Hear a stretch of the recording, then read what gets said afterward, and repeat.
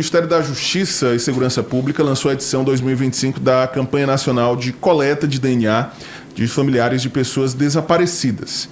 A Polícia Civil do Piauí participa da campanha, que acontece até o dia 15 de agosto, e tem como objetivo incentivar familiares de pessoas desaparecidas a doarem material genético, que vai ser comparado com os perfis armazenados nos bancos nacionais, também nos bancos estaduais. Para explicar melhor a importância dessa ação e também as técnicas que são utilizadas para ajudar na identificação de pessoas desaparecidas, pessoas que muitas vezes até são encontradas mortas, né? Os indigentes, né? Que acabam também com a identificação um pouco difícil, né? Nós recebemos a partir de agora a diretora do Instituto de DNA Forense do Departamento de Polícia Científica da Polícia Civil do Piauí, Adilana Soares. É perita oficial, tem toda uma expertise nesse tema e vai trazer para a gente a importância dessa ação que está sendo realizada pelo Ministério da Justiça e Segurança Pública e também com impactos aqui no Piauí. Doutora Adilana, bom dia, seja bem-vinda. Bom dia, aqui ao nosso estúdio. Audiência.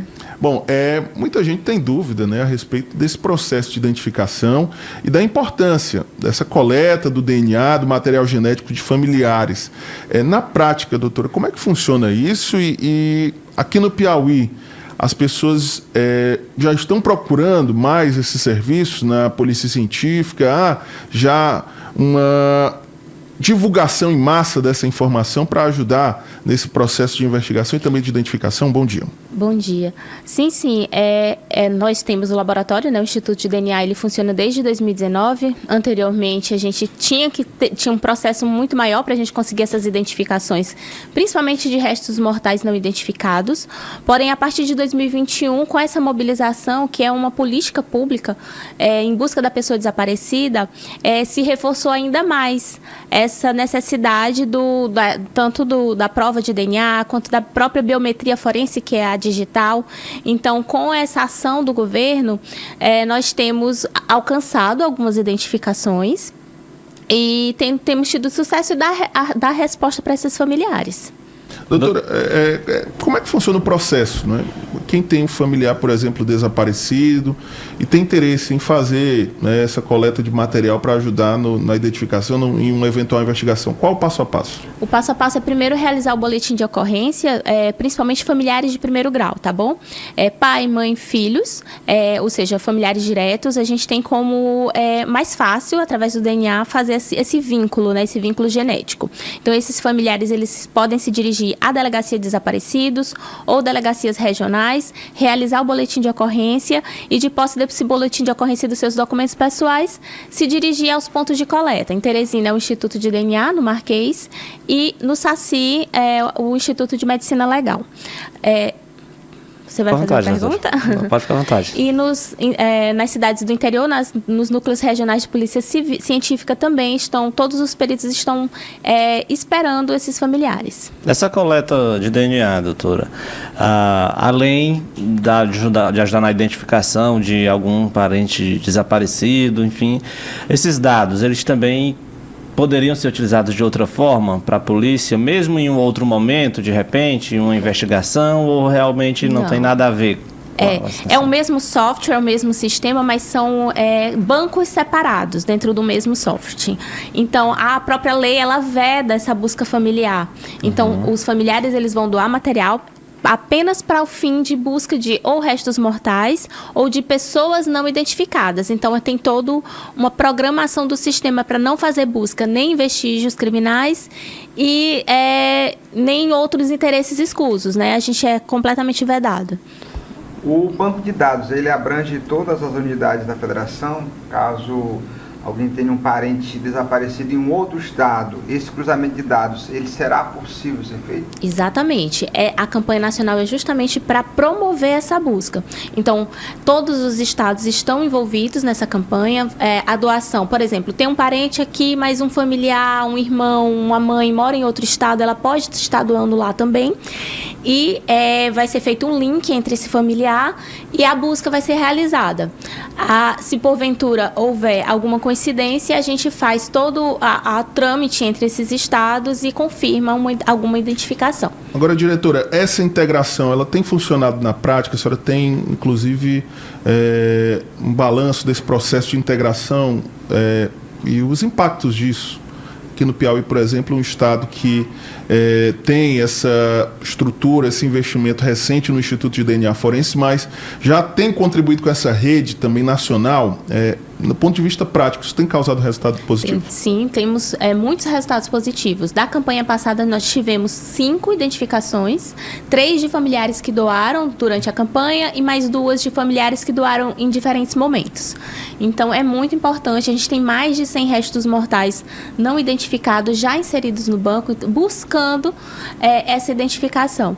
Fora também a campanha, que é o próximo passo da campanha, com pessoas vivas não identificadas, pessoas em abrigos, pessoas em hospitais. Então, essas pessoas também têm seu DNA inserido no banco. A gente está falando, doutor, obviamente, de algo que envolve tecnologia, né? Enfim, investimentos em equipamentos, acredito eu. Como é que está hoje a estrutura, vamos dizer, da Polícia Civil, que o governo do Estado tem oferecido para que a polícia realize esses trabalhos, não só relacionados à coleta, mas à própria perícia criminal, que a gente sabe que é uma área da polícia que chama a atenção em toda a sociedade, né? Como é que está hoje a estrutura que o governo, que a Polícia Civil dispõe, tanto para que isso contribua, de fato, em qualquer tipo de investigação? A Polícia Científica ela recebeu um grande investimento do governo atual, né? Então, tivemos também tanto melhorias no Instituto de DNA, quanto no Instituto de Biometria Forense, quanto no próprio Instituto de Criminalística, mas quanto ao Instituto de DNA Forense, inclusive, estamos recebendo um prédio novo nos próximos meses, prédio totalmente adaptado realmente para as nossas necessidades, e quanto a equipamentos, temos os de última geração. Trabalhamos também com as técnicas mais atuais. Em relação à questão humana, que seria o aparato necessário para a realização dos trabalhos, mas assim, a quantitativo de servidores é suficiente ou é necessário que se haja mais concurso para que se tenha mais profissionais na área? Sempre é importante ter mais pessoal cada vez mais capacitado através também das próprias seleções do próprio concurso público. Porém, assim, atualmente a gente tem já tem um pessoal bastante capacitado. Agora o governo já prepara um novo concurso público. Recentemente tivemos a posse dos últimos do concurso anterior. Então, que ele vai ali já conseguir tapar, né, digamos, alguns buracos em alguns locais, né, porque a gente tem perito se aposentando, perito que passa em outros concursos, né, tem outra necessidade, né, pessoal, mas o Estado está sempre pensando nisso. A gente tem um concurso aí quase abrindo, a gente está quase em vias de divulgação, né? Quase lançamento. Muita gente aí interessado, né? Diretora, muita gente acompanha o trabalho da perícia e isso me chamou a atenção porque ficou muito popular graças a algumas séries policiais, né? Nos últimos, principalmente nos anos 2000, né? Várias séries de TV abordaram a atuação dos peritos, a investigação de crimes. De fato, aí, nesse sentido, eu gostaria de saber, além todo esse processo de coleta, de biometria, do DNA, qual a função, né, de um perito, de um profissional que atua nesse segmento? É parecido com aquilo que a gente acompanha nas séries policiais ou o dia a dia é bem diferente, doutora? Não, as séries policiais, elas abordam os aspectos mais, digamos, mais cinematográficos da nossa profissão, mas é realmente mais ou menos aquilo ali. A gente vai tirar um pouquinho a questão do tempo, né? O tempo não é aquele de tirou o cotonetinho e já teve a resposta, não. Então, a gente, inclusive, tem artigos científicos mostrando esse efeito CSI, né? Que foi uma série aí que deu bastante visibilidade para a nossa profissão. Mas, assim, é uma profissão muito bonita. A gente consegue dar resposta a muitos casos. Eu, especificamente da genética forense, assim, uma paixão minha. Quando eu fiz minha graduação, eu já fui pensando já em ser perita, então fiz um mestrado nessa área, mestrado em genética forense, e assim, a gente, às vezes, tem uma investigação que não tem Não tem direcionamento nenhum. Chega um vestígio para a gente consegue dar uma resposta. Isso, inclusive, é proporcionado pelo Banco Nacional de Perfis Genéticos. Antigamente, a gente tinha muitos casos em aberto, casos que a gente chama que sem resolução, né? Casos não fechados, a gente não tinha suspeitos. E com o banco, agora a gente consegue colocar um vestígio lá e ter alguma resposta. A gente, inclusive, teve uma ação que a gente fez um mutirão de inserção de perfis de local de crime, e a gente conseguiu, de 30 perfis, a gente conseguiu 6 de inquéritos que estavam arquivados. Então, é muito importante. Quais são, assim, os principais aspectos, vamos dizer, que garantem que uma perícia seja realizada de forma realmente bem técnica e que tenha o resultado realmente que a sociedade espera, né? A gente sabe que tem alguns aspectos que podem prejudicar o trabalho da perícia.